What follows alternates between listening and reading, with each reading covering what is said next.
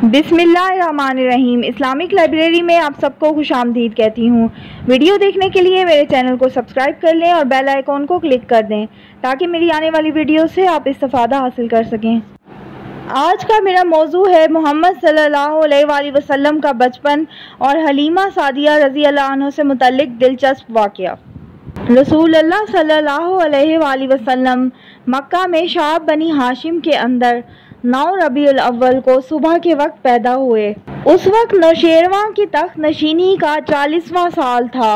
अंग्रेजी तकवीम के मुताबिक गालिबन 20 अप्रैल 571 ईस्वी बनती है। यहाँ से आप सल्लल्लाहु अलैहि वसल्लम की हयात तैयबा का इब्तदाई दौर शुरू होता है। इब्ने साद की रिवायत है कि रसूलुल्लाह सल्लल्लाहु अलैहि वसल्लम की वालिदा ने फरमाया, जब आप सल्लल्लाहु अलैहि वसल्लम की विलादत मेरे से एक नूर निकला जिससे मुल्क शाम के महल रोशन हो गए। बाज़ रिवायतों में बताया गया है कि विलादत के वक्त बाज़ वाक़ियात नबूवत के पेश खैमा के तौर पर ज़हूर पज़ीर हुए, यानी ईवान कसरा के 14 किंगरे गिर गए, मजूस का आतिश कदा ठंडा हो गया, बहीरा सावा खुश्क हो गया और इसके गिरजे मुनहदम हो गए।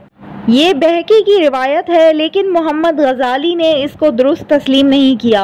नबी अकरम सल्लल्लाहु अलैहि वसल्लम की विलादत बासआदत के बाद अरब के दस्तूर के मुताबिक आप सल्लल्लाहु अलैहि वसल्लम के लिए दाई की तलाश की गई और हज़रत हलीमा रज़ी अल्लाह अन्हा की किस्मत का सितारा चमका। ये कबीला बनी साद बिन बकर की एक खातून थी।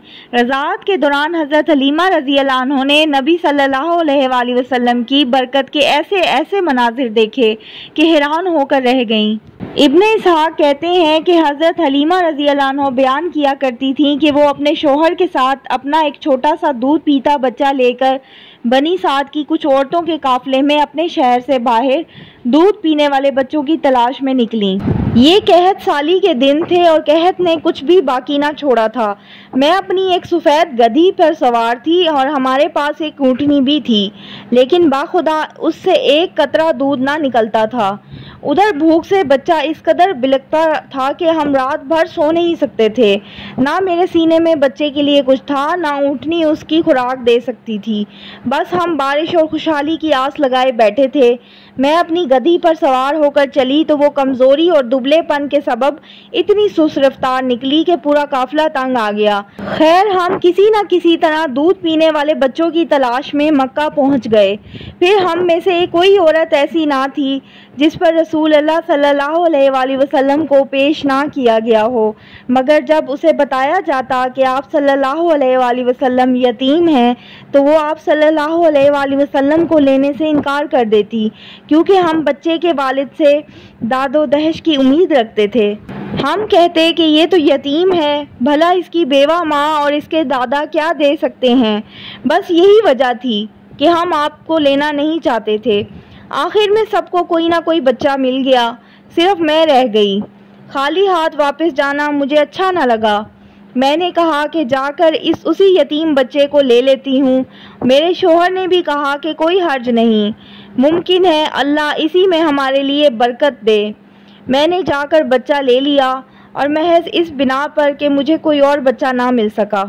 जब मैं बच्चे को लेकर वापस अपने डेरे पर आई और उसे अपनी आगोश में रखा तो उसने जिस कदर चाहा दोनों सीने दूध के साथ उस पर उमड़ पड़े और उसने पेट भरकर पिया। उसके साथ उसके भाई ने भी पेट भरकर दूध पिया। फिर दोनों सो गए। हालांकि इससे पहले हम अपने बच्चे के साथ सो नहीं सकते थे। उधर मेरे शौहर ऊँटनी धोने लगे तो देखा कि उसका थन दूध से लबरेज है। उसने इतना दूध दिया कि हम दोनों ने निहायत आसूदा होकर पिया और बड़े आराम से रात गुजारी। सुबह हुई तो मेरे शौहर ने कहा, हलीमा, खुदा की कसम तुमने एक बाबरकत रूह हासिल की है। मैंने कहा, मुझे भी यही लगता है। हज़रत हलीमा रज़ी अल्लाह अन्हा कहती हैं कि इसके बाद हमारा काफिला रवाना हुआ। मैं अपनी उसी खस्ताहाल गधी पर सवार हुई और उस बच्चे को भी अपने साथ लिया, लेकिन अब वही गधी खुदा की कसम पूरे काफिले को काट कर इस तरह आगे निकल गई कि कोई गधा उसका साथ ना पकड़ सका। میرے ساتھ والیاں حیران ہو کر کہتی تھیں کہ کیا اسی گدھی پر سوار ہو کر تو آئی تھی؟ میں اس بات میں جواب دیتی تو کہتی کہ اس کا یقیناً کوئی خاص معاملہ ہے۔ پھر ہم بنو سعد میں اپنے گھروں کو واپس آ گئے۔ علاقے میں قحط کا وہی عالم تھا، لیکن میری بکریاں چرنے آتیں تو آسودہ حال اور دودھ سے لبریز واپس آتیں۔ ہم دوہتے اور پیتے، جبکہ کسی اور انسان کو دودھ کا ایک قطرہ بھی نصیب نہ ہوتا تھا۔ اس طرح ہم اللہ کی طرف سے مسلسل اضافے اور خیر کا مشاہدہ کرتے رہے، یہاں تک کہ اس بچے کے 2 سال پورے ہو گئے اور میں نے دودھ چھڑا دیا۔ اب بچے کو ماں کے پاس واپس جانا تھا، لیکن ہماری خواہش تھی کہ یہ ہمارے پاس ہی رہے، اس لیے ہم نے اس کی ماں سے گفتگو کی، کیوں نہ آپ اپنے بچے کو میرے پاس ہی رہنے دیں کہ ذرا مضبوط ہو جائے، کیونکہ مجھے اس کے متعلق مکے کی وبا کا خطرہ ہے۔ غرض ہمارے مسلسل اصرار پر انہوں نے بچہ ہمیں واپس دے دیا۔ ولادت کے 4 یا 5ویں سال سینہ مبارک چاک کیے جانے کا واقعہ پیش آیا۔ اس وقت آپ صلی اللہ علیہ وآلہ وسلم بنو سعد میں حضرت حلیمہ رضی اللہ عنہ کے پاس ہی مقیم تھے۔ صحیح مسلم میں حضرت انس رضی اللہ عنہ سے اس واقعے کی تفصیل کچھ یوں آتی ہے۔ رسول اللہ صلی اللہ علیہ وآلہ وسلم کے پاس جبرائیل علیہ السلام تشریف لائے۔ آپ بچوں کے ساتھ کھیل رہے تھے۔ حضرت جبرائیل علیہ السلام نے آپ کو پکڑ کر لٹایا، پھر سینہ چاک کر کے دل نکالا، پھر دل سے ایک لوتھڑا نکالا، اور پھر دل کو ایک طشت میں زمزم کے پانی سے دھویا، پھر اس سے جوڑ کر اس کی جگہ لٹا دیا۔ ادھر بچے دوڑ کر حضرت حلیمہ رضی اللہ عنہ کے پاس پہنچے اور کہا کہ محمد صلی اللہ علیہ وآلہ وسلم کو قتل کر دیا گیا۔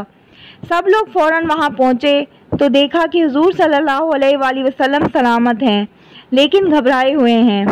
اس واقعے کے بعد حضرت حلیمہ سعدیہ رضی اللہ عنہ حضور صلی اللہ علیہ وآلہ وسلم کو مکے واپس ان کی والدہ کے پاس لے آئیں۔ حضرت آمنہ اس وقت یثرب سے اپنے شوہر کی قبر کی زیارت کر کے واپس آ رہی تھیں۔ ان کے ساتھ رسول اللہ صلی اللہ علیہ وآلہ وسلم، ان کی خادمہ ام ایمن اور حضرت عبد المطلب بھی تھے۔ راستے میں آپ کی طبیعت خراب ہوئی اور ابوا کے مقام پر آپ وفات پا گئیں۔ یہ تھی میری آج کی ویڈیو۔ اگر آپ کو میری ویڈیو اچھی لگتی ہے تو میرے چینل کو سبسکرائب کریں، میری ویڈیوز کو شیئر کریں اور لائک کریں۔ اللہ حافظ۔